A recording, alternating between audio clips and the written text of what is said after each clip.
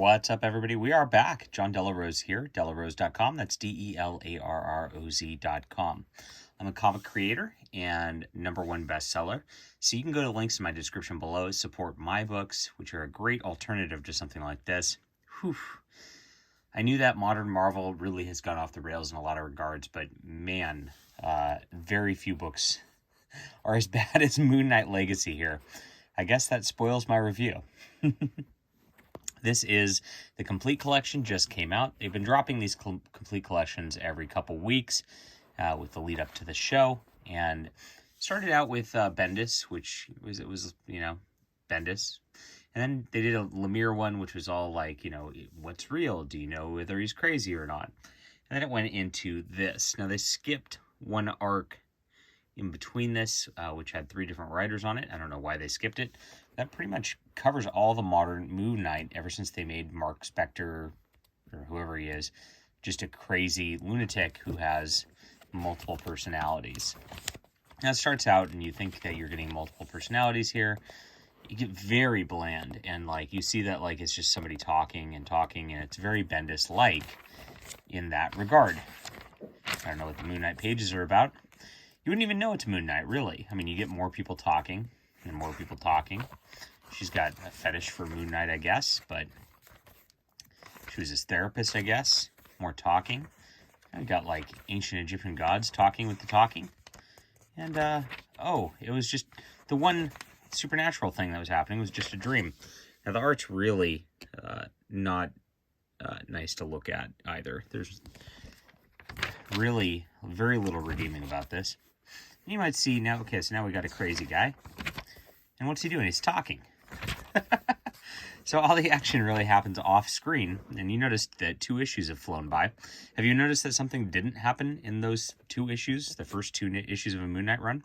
Well, that would be Moon Knight appearing. There is no Moon Knight in the first 2 issues. In fact, finally we start to get to it, and it's actually just backstory. It's somebody talking about what Moon Knight did in his past. And for some reason, he's working at a consulting firm, and some black guy's kissing him on the cheek. Very odd. Very odd choices. All right, so basically there's a psycho guy who's been in, and he's got a compatriot who's helping him too. And he's starting this cult of Ra, the sun god. So sun opposite of moon, pretty obvious stuff. And he's going after Moon Knight. He's going to take down Moon Knight. We learned that Moon Knight has had a couple years off, basically. Broke up with Marlene, his typical lady. And, she has a kid now. And she shows up. She's been raising the kid like a hippie. Let her choose her own name. So it's Diatrice or something like that. And then you finally get a battle in here. But, again, the art's a little rough. It's just, you see the stiff figures. You can tell, this guy didn't really, want to draw action. Kind of odd pose here with, a stub arm. What's happened to his stub arm? Yeah. Tough stuff. Well, eventually, it does pick up a little bit right in here. And you get a lot of crazy psychological talk. I guess Max Bemis or whatever has a bunch of mental disorders, so he really wanted to just, insert his psychotherapy into this book. They eventually go to an island, and I'm like, oh, there's an island where there's this sun god guy with a whole cult. And actually it's a little better at this point. So he's going to fight Moon Knight to the death in order to see who's going to be, in charge, the sun or the moon. And, Moon Knight finally takes care of him. Now, what he takes care of him with is we have the power of crazy. So Max Bemis is trying to paint crazy as a superpower. Again, the art is just not really the best. Not really nice to look at in any regard. Colors are really bland. It's very odd. And then that ends. So he wins, and then you get this origin story where you just see this kid who is in their big emphasis on the Jewish thing. I guess Max Bemis is Jewish as well as crazy. You see how this becomes a self-insert comic in a way. That's what it does. And the art does not get better from here. It kind of gets, you get a little bit of interesting. I mean, at least some of the facial expressions are a little more interesting in this, but it's kind of bland coloring again. I think that just turns it off. Well, here's where it really goes off the rails. Like, that first arc wasn't horrible. I mean, it wasn't like exciting either. Just super deconstructed and a lot of like Bendis style dialogue. The kid thing, I don't know. You know, you probably shouldn't age up the character that much and do things like that. But, you know, not my editorial decision. I don't know why they did that. But he's got this guy in a basement who's like this uncle who abuses him. And it turns out it's not really actually his uncle, but my real name is Ernst. And this is where it's, if you pay any attention, it just like really goes off the rails. So there's a YouTuber, Doug Ernst, and he makes a lot of videos just basically saying Marvel Comics has gone off the rails, Spider-Man really is not good anymore.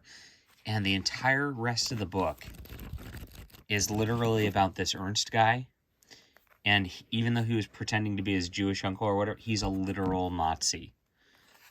And that's what Max Bemis did. So he doesn't like some YouTube reviewer on the internet and made him a literal Nazi who tortures children. I mean, and then you get some weird stuff, some creepy stuff in here. Max Bemis fantasies probably. I'm sure this is probably what his fantasies look like. And the art, like, I'm not a big Temple Smith fan or anything like that. I think that's who that is at this point. Templeton, sorry. But I'm not, I don't know.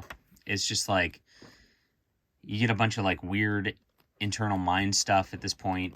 For the rest of the issue, he's like in a mind space with these like people. He gets out of the mind space a little bit. At least there's stuff happening now. It's not just talking, I guess. And then there's this like cabal of like evil literal Nazis who like then are working for Ernst. And like they set up this like gauntlet like where he has to like,